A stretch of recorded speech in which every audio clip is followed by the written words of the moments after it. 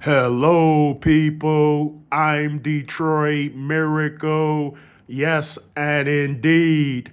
Right now, I am here to have more cool, fun story, comic book slash film discussions.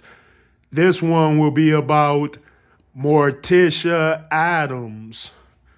Yes, folks. And there's also a comic book adaptation of the Addams family as well, and certainly of Morticia Addams. So yeah, if you read the comic books, if you can find them, because you have to order them, so they might be in limited release.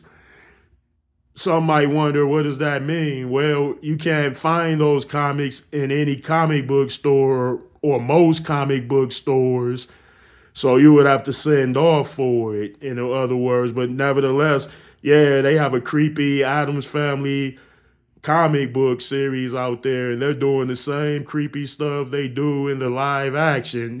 Walk around the house, hang around creepy people and creepy things in the house. As everybody does their own thing and they think it's completely normal. Yeah, they put that in a comic book as well about the Adams family. And if you watch Morticia, in terms of reading her story on those pages, then she acts like the same Morticia Addams.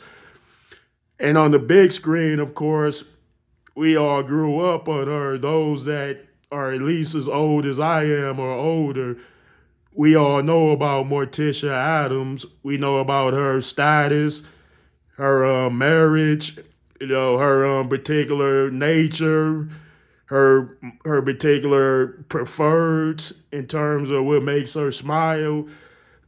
When you watch the show with the Addams family and Morticia Addams, she sort of tends to be sort of lighthearted, and she's accepting of creepy stuff in the process.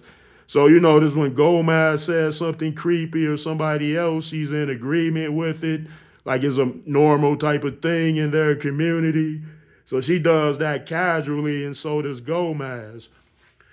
Okay, let's get to power levels and comparisons with the Adams family, because I want to, no, in terms of Morticia Adams, like, so I'm going to show her power levels in the comic books compared to in the live action characterization of her as shown on live action TV and live action major motion picture at the big screen.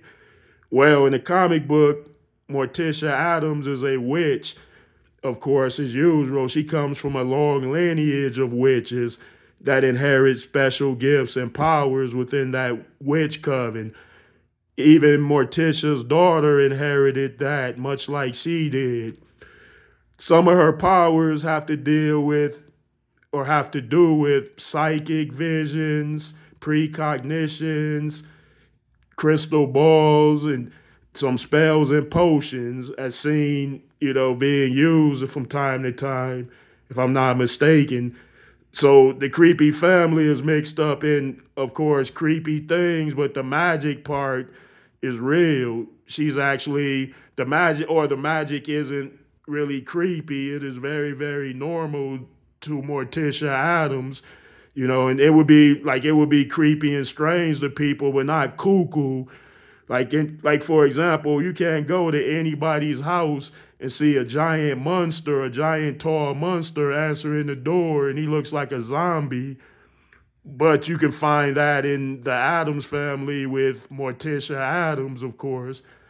Oh, and her powers are the same in the comic books, much like in the live action characterizations of Morticia Adams.